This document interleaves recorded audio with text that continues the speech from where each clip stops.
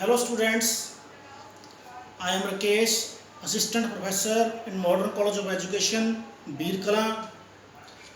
ਅੱਜ ਆਪਾਂ B.Ed semester 4th subject reading and reflecting on text ਦਾ ਇੱਕ question reflection on the core elements of NPE 1986 and NCF 2005 ਇਹ discussion ਕਰਾਂਗੇ।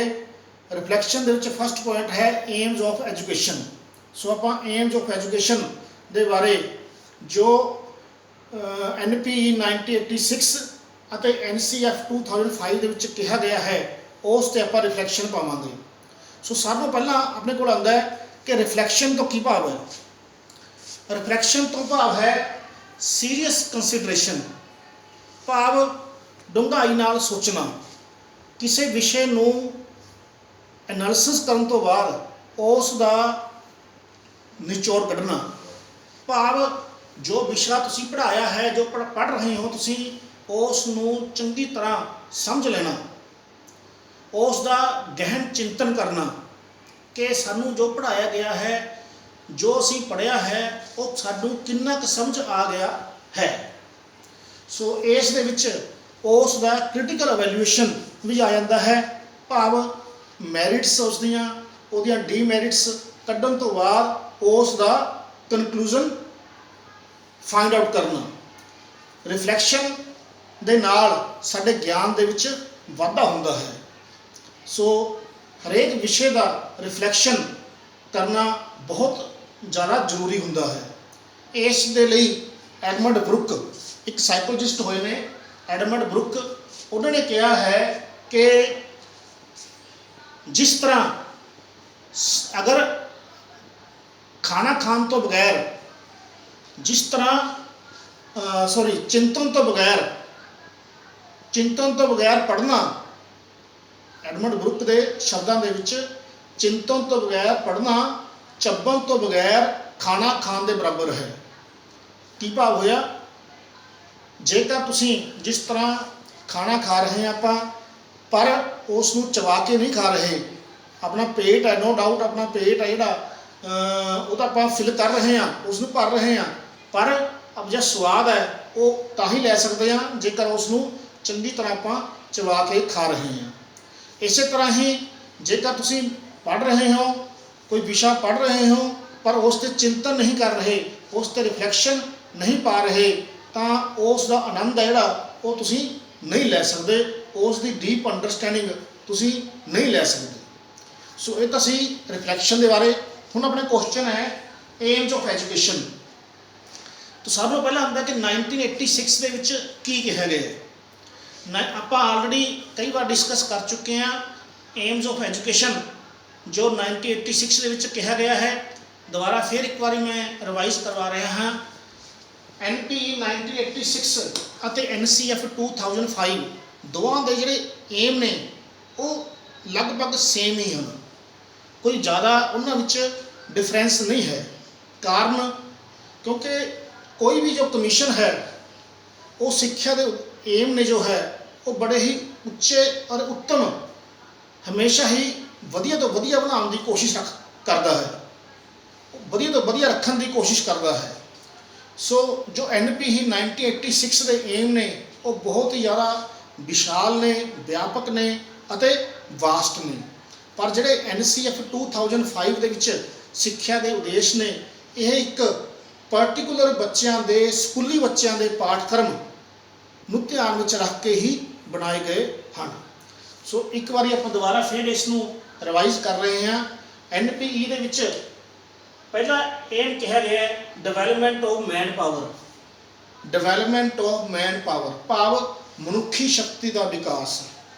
ਮਨੁੱਖ ਸ਼ਕਤੀ ਦਾ ਖਜ਼ਾਨਾ ਹੈ। ਇਹ ਖਜ਼ਾਨਾ ਕਿਸ ਤਰ੍ਹਾਂ ਡਿਵੈਲਪ ਕਰ ਸਕਦਾ ਹੈ? ਉਹ ਸਿੱਖਿਆ ਦੇ ਦੁਆਰਾ। ਸਿੱਖਿਆ ਇੱਕ ਆਮ ਇਨਸਾਨ ਨੂੰ ਬਹੁਤ ਹੀ ਉੱਚਾ ਲੈ ਕੇ ਜਾ ਸਕਦੀ ਹੈ। ਇੱਕ ਆਮ ਇਨਸਾਨ ਸਿੱਖਿਆ ਪ੍ਰਾਪਤ ਕਰਕੇ ਡਾਕਟਰ, ਇੰਜੀਨੀਅਰ, ਓਵਰਸੀਅਰ ਔਰ ਵਿਗਿਆਨਕ ਸੋਚ ਦੇ ਨਾਲ ਇੱਕ ਸਾਇੰਟਿਸਟ, ਇੱਕ ਰਾਸ਼ਟਰਪਤੀ ਔਰ ਪ੍ਰਧਾਨ ਮੰਤਰੀ ਦੇ ਅਹੁਦੇ 'ਤੇ ਪਹੁੰਚਦਾ ਹੈ। ਸੋ ਇਹ ਸਿੱਖਿਆ ਹੀ ਹੈ ਜਿਹੜੀ ਉਸ ਨੂੰ ਉੱਚ ਮੁਕਾਮ ਹਾਸਲ ਕਰਨ ਦੇ ਵਿੱਚ ਹੈਲਪ ਕਰਦੀ ਹੈ। ਇਸ ਲਈ ਕਿਹਾ ਗਿਆ ਹੈ 1986 ਦੇ ਵਿੱਚ ਕਿ ਜੋ ਸਿੱਖਿਆ ਹੈ ਉਹ ਮਨੁੱਖੀ ਸ਼ਕਤੀ ਦਾ ਖਜ਼ਾਨਾ ਹੈ, ਇਸ ਦਾ ਵਿਕਾਸ ਕਰਨਾ ਇਸ ਦਾ ਏਮ ਹੋਣਾ ਚਾਹੀਦਾ ਹੈ। ਦੂਸਰਾ ਹੈ ਯੂਨੀਕ ਇਨਵੈਸਟਮੈਂਟ। ਯੂਨੀਕ ਇਨਵੈਸਟਮੈਂਟ ਤੋਂ ਭਾਵ ਹੈ ਅਦੁੱਤੀ ਨਿਵੇਸ਼। ਜੋ ਅੱਜ ਦੀ ਸਿੱਖਿਆ ਹੈ ਉਸ ਨੂੰ ਨਿਵੇਸ਼ ਕਿਹਾ ਗਿਆ ਹੈ। ਕਿਉਂ?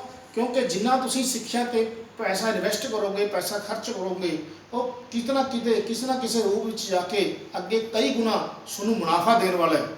ਉਸ ਦਾ ਬੈਨੀਫਿਟ ਹੈ ਜਿਹੜਾ ਉਹ ਆਪਾਂ ਨੂੰ ਕਿਤੇ ਨਾ ਕਿਤੇ ਕਿਸੇ ਨਾ ਕਿਸੇ ਰੂਪ ਦੇ ਵਿੱਚ ਉਸ ਦਾ ਮਿਲਣਾ ਹੀ ਮਿਲਣਾ ਹੈ। ਤੀਸਰਾ ਹੈ ਟੂ ਪ੍ਰਮੋਟ ਇਕੁਐਲਿਟੀ। ਸਿੱਖਿਆ ਦਾ ਉਦੇਸ਼ ਸਮਾਨਤਾ ਨੂੰ ਵਿਕਸਿਤ ਕਰਨਾ, ਹਮੇਸ਼ਾ ਹੀ ਸਮਾਨਤਾ ਲੈ ਕੇ ਆਉਣਾ ਹੈ, ਬਿਨਾਂ ਕਿਸੇ ਜਾਤ ਪਾਤ ਰੰਗ ਭੇਦ ਨਸਲ ਨੂੰ ਧਿਆਨ ਵਿੱਚ ਰੱਖ ਕੇ ਸਿੱਖਿਆ ਦਾ ਉਦੇਸ਼ ਸਮਾਨਤਾ ਨੂੰ ਪ੍ਰਮੋਟ ਕਰਨਾ ਹੁੰਦਾ ਹੈ। ਫੋਰਥ ਪੁਆਇੰਟ ਹੈ ਐਜੂਕੇਸ਼ਨ ਫॉर ਵੂਮਨ ਇਕੁਐਲਿਟੀ। ਔਰਤਾਂ ਦੀ ਬਰਾਬਰੀ, ਔਰਤਾਂ ਦੀ ਸਮਾਨਤਾ ਦੇ ਲਈ ਸਿੱਖਿਆ। ਸਟੂਡੈਂਟਸ, ਆਪਾਂ ਨੂੰ ਪਤਾ ਹੈ ਕਿ ਵੂਮਨ ਨੂੰ ਐਜੂਕੇਸ਼ਨ ਦੇ ਲਈ ਕਿੰਨਾ ਸੰਘਰਸ਼ ਕਰਨਾ ਪਿਆ ਹੈ। ਸੋ NP 1986 ਦੇ ਵਿੱਚ ਬਹੁਤ ਸਾਰੀਆਂ ਪ੍ਰੋਵੀਜ਼ਨ ਰੱਖੀਆਂ ਗਈਆਂ ਨੇ ਤਾਂ ਜੋ ਵੂਮਨ ਨੂੰ ਐਜੂਕੇਸ਼ਨ ਦੇ ਵਿੱਚ ਬਰਾਬਰ ਲਿਆਤਾ ਜਾ ਸਕੇ। ਨੈਕਸਟ ਹੈ ਵੋਕੇਸ਼ਨਲਾਈਜੇਸ਼ਨ, ਕਿੱਤਾ ਕਰਨ। ਆਪਣੀ ਇਸ ਤਰ੍ਹਾਂ ਦੀ ਐਜੂਕੇਸ਼ਨ ਰੱਖਣ ਦਾ ਉਦੇਸ਼ ਕਿਹਾ ਗਿਆ ਹੈ ਕਿ ਜਿਸ ਦੇ ਵਿੱਚ ਜੋ ਸਿੱਖਿਆ ਹੈ ਉਸ ਦੇ ਨਾਲ ਵੱਧ ਤੋਂ ਵੱਧ ਲੋਕਾਂ ਨੂੰ ਰੁਜ਼ਗਾਰ ਪ੍ਰਾਪਤ ਹੋਵੇ। ਇਸ ਤਰ੍ਹਾਂ ਦੀ ਸਿੱਖਿਆ ਵਿਦਿਆਰਥੀਆਂ ਨੂੰ ਮੁਹੱਈਆ ਕਰਵਾਈ ਜਾਵੇਗੀ। ਨੈਕਸਟ ਹੈ ਐਜੂਕੇਸ਼ਨ ਫॉर ਨੈਸ਼ਨਲ ਯੂਨਿਟੀ। ਦੇਸ਼ ਦੀ ਏਕਤਾ ਦੇ ਲਈ ਸਿੱਖਿਆ। ਇਸ ਤਰ੍ਹਾਂ ਦੀ ਬੱਚਿਆਂ ਨੂੰ ਸਿੱਖਿਆ ਦਿੱਤੀ ਜਾਵੇ ਤਾਂ ਜੋ ਬੱਚੇ ਜੋ ਹੈ ਉਹਨਾਂ ਵਿੱਚ ਰਾਸ਼ਟਰ ਪ੍ਰੇਮ ਦੀ ਭਾਵਨਾ ਪੈਦਾ ਹੋਵੇ। ਉਹ ਰਾਸ਼ਟਰ ਦੇ ਲਈ ਆਪਣੇ ਅੰਦਰ ਫੀਲਿੰਗ ਲੈ ਕੇ ਆਉਣ ਔਰ ਜਿਸ ਦੇ ਨਾਲ ਨੈਸ਼ਨਲ ਯੂਨਿਟੀ, ਰਾਸ਼ਟਰੀ ਏਕਤਾ ਦੀ ਭਾਵਨਾ ਵਧੇ, ਵਿਕਸਿਤ ਹੋਵੇ। ਡਿਸਟੈਂਸ ਐਜੂਕੇਸ਼ਨ ਦੀ ਗੱਲ ਕੀਤੀ ਗਈ ਹੈ। ਡਿਸਟੈਂਸ ਐਜੂਕੇਸ਼ਨ ਦੇ ਰਾਹੀਂ ਜੋ ਬੱਚੇ ਐਜੂਕੇਸ਼ਨ ਲੈਣ ਦੇ ਵਿੱਚ ਅਸਮਰਥ ਨੇ ਉਹ ਘਰ ਬੈਠ ਕੇ ਐਜੂਕੇਸ਼ਨ ਪ੍ਰਾਪਤ ਕਰ ਸਕਣ, ਇਸ ਤਰ੍ਹਾਂ ਦੀ ਵਿਵਸਥਾ ਰੱਖੀ ਗਈ ਹੈ। ਕੰਟੀਨਿਊਸ ਐਜੂਕੇਸ਼ਨ NP 1986 ਦੇ ਵਿੱਚ ਕਿਹਾ ਗਿਆ ਹੈ ਕਿ ਜੋ ਐਜੂਕੇਸ਼ਨ ਹੈ ਉਹ ਇੱਕ ਨਿਰੰਤਰ ਚੱਲਣ ਵਾਲੀ, ਸਾਰੀ ਉਮਰ ਚੱਲਣ ਵਾਲੀ ਪ੍ਰਕਿਰਿਆ ਹੈ। ਨੈਕਸਟ ਪੁਆਇੰਟ ਹੈ ਇੰਪਰੂਵਿੰਗ ਟੈਕਨੋਲੋਜੀ। ਟੈਕਨੋਲੋਜੀ ਨੂੰ ਇੰਪਰੂਵ ਕਰਨ ਦੀ ਗੱਲ ਕਹੀ ਗਈ ਹੈ। ਕੰਪਿਊਟਰ ਲਿਟਰੇਸੀ, ਕੰਪਿਊਟਰ ਦੀ ਸਾਖਰਤਾ ਦੇ ਬਾਰੇ ਕਿਹਾ ਗਿਆ ਹੈ ਤਾਂ ਜੋ ਸਿੱਖਿਆ ਹੈ ਬੱਚਿਆਂ ਨੂੰ ਇਸ ਤਰ੍ਹਾਂ ਦਿੱਤੀ ਜਾਵੇ ਕਿ ਮੁੱਢਲੇ ਤੌਰ 'ਤੇ ਹੀ ਪ੍ਰਾਇਮਰੀ ਸਿੱਖਿਆ ਦੇ ਵਿੱਚ ਹੀ ਬੱਚੇ ਕੰਪਿਊਟਰ ਦੀ ਸਿੱਖਿਆ ਪ੍ਰਾਪਤ ਕਰ ਸਕਣ। ਨੈਕਸਟ ਹੈ ਆਪਣੇ ਕੋਲੇ NCF 2005 ਦੇ ਵਿੱਚ ਜੋ ਸਿੱਖਿਆ ਦੇ ਉਦੇਸ਼ ਰੱਖੇ ਗਏ ਹਨ।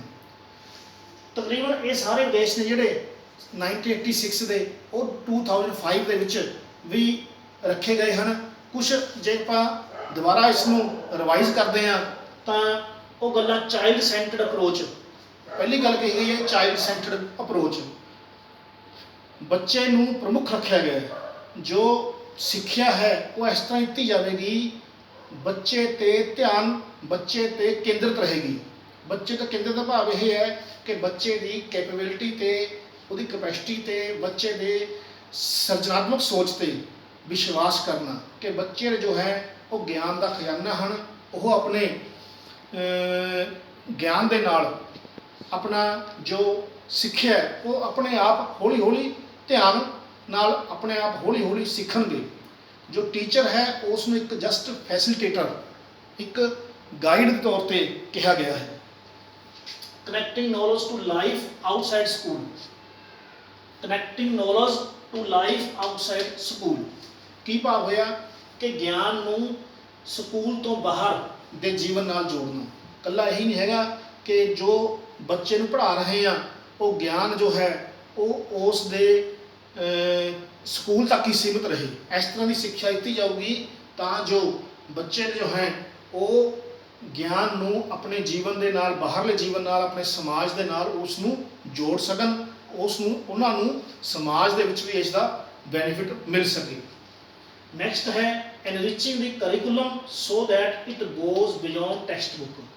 enriching the curriculum so that it goes beyond the textbook।